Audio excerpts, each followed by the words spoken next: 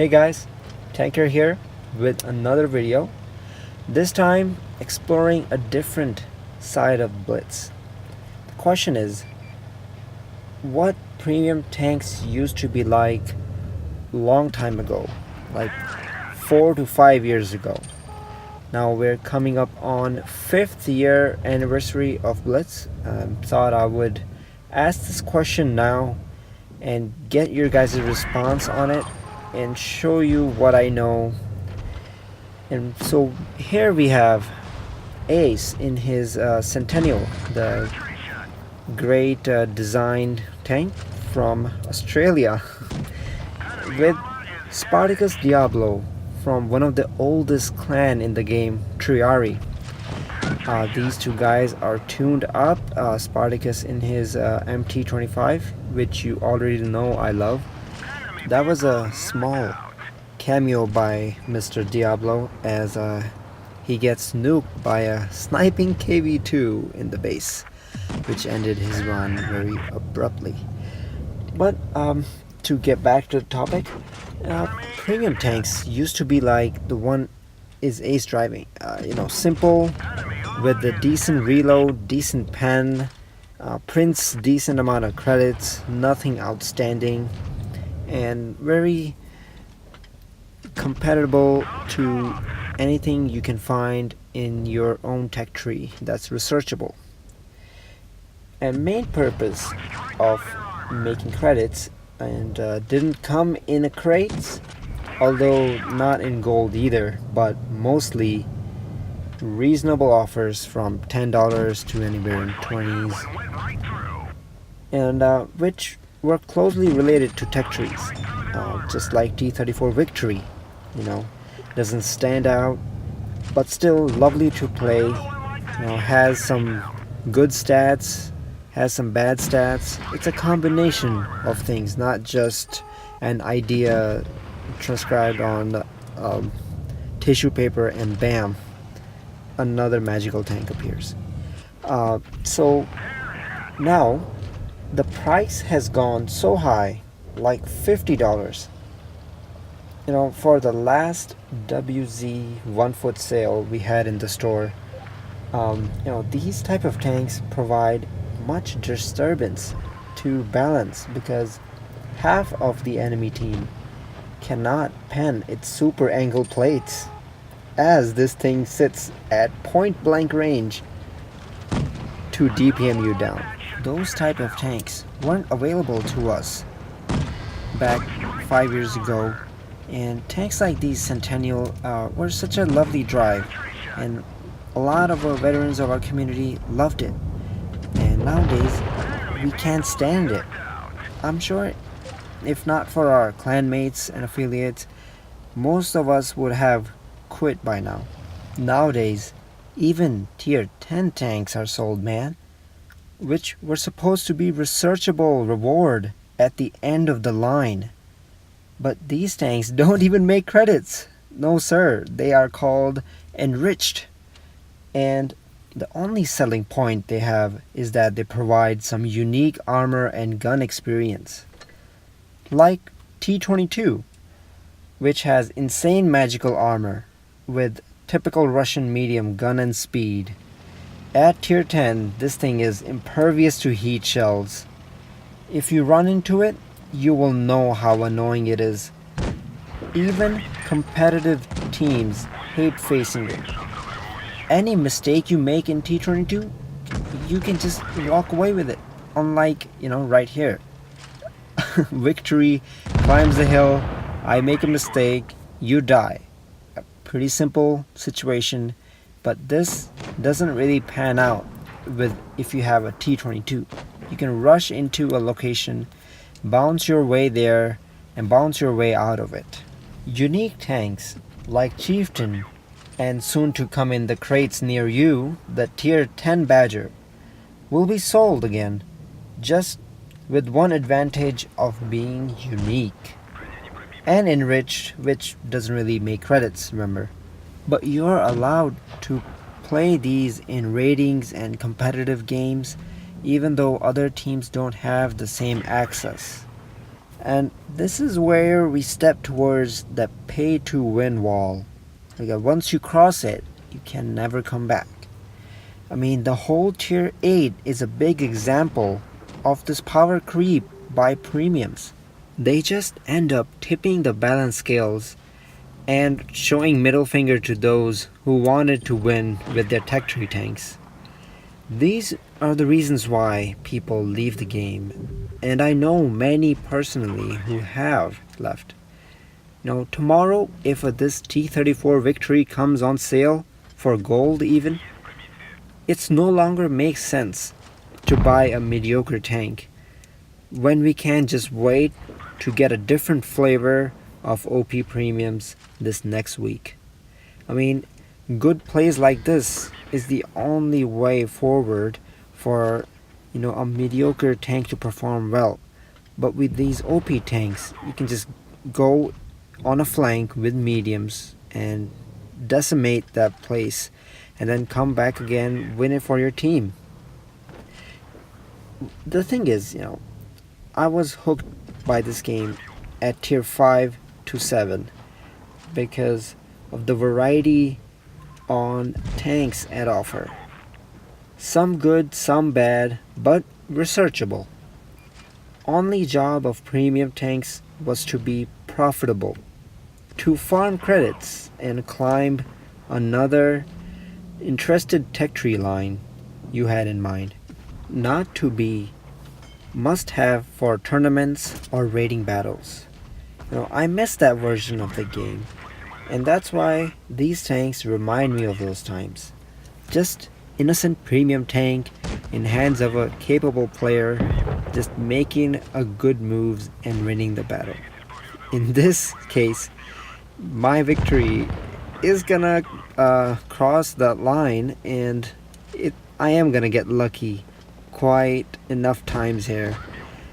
And being on the Normandy map just fits the theme of this day. Just beating reds and taking my time because the reload isn't as fast, but the profile of the tank is decent enough to hide behind a wreck. And now turning that 1v4 that was into 1v1, and now just finishing the last remaining enemy.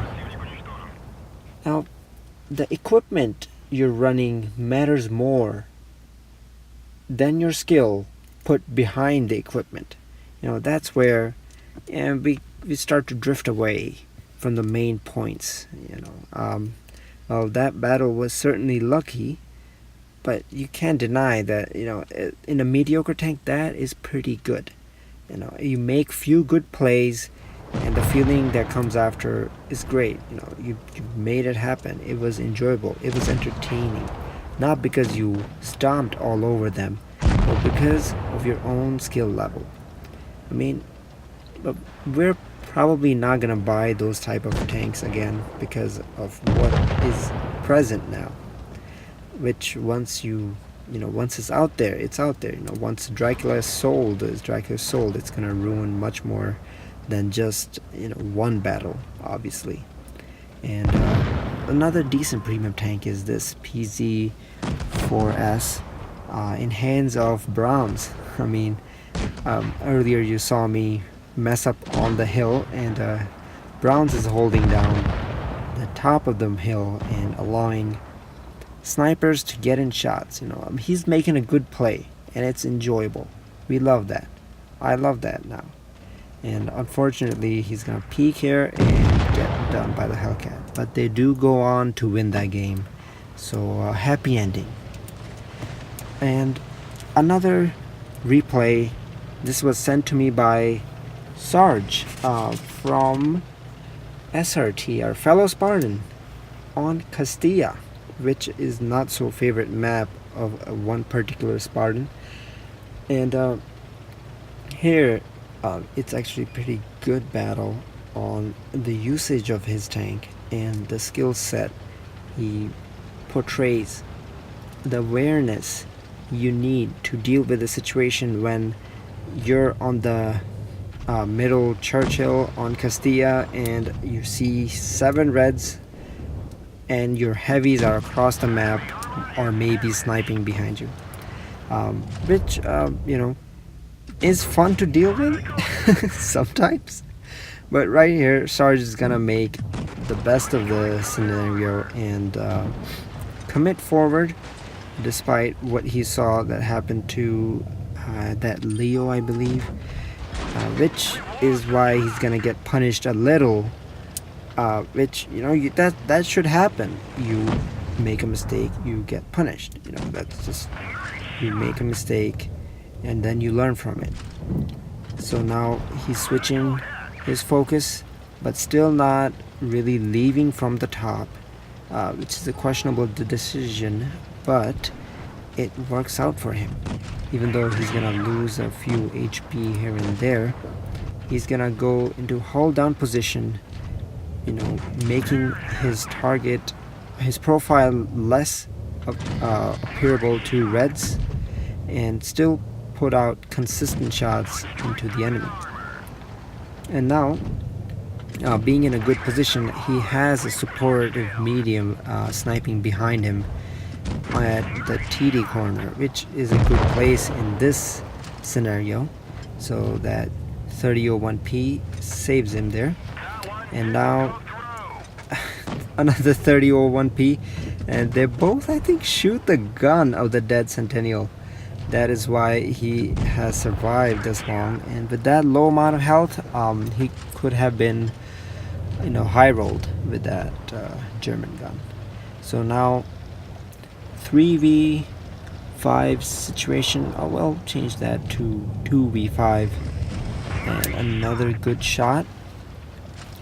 Now Surge is gonna find his support is behind him, but now he is also distracted, leaving him alone with this KV-1S.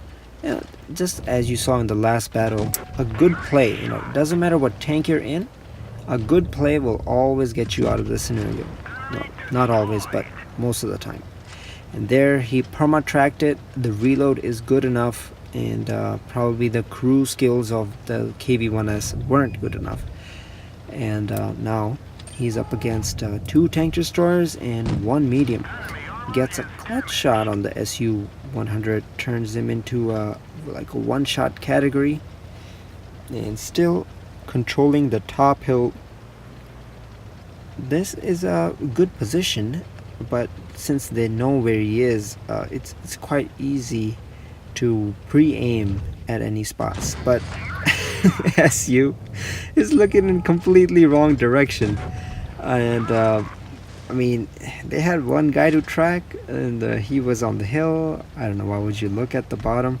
But maybe, but that is how good games are produced. Some few people make mistake, and somebody is there to take advantage of that. And Surge is doing just that. Happy to see him perform very well. Now Cap goes off once again. Now it's probably one of those 2, maybe the SU, because he was a one-shot, and I haven't seen the T25 anywhere. So now Surge, since he's unable to spot them, he's gonna take matter in his own hands and close the distance to the Cap. With about 2 minutes remaining, let's see how he does.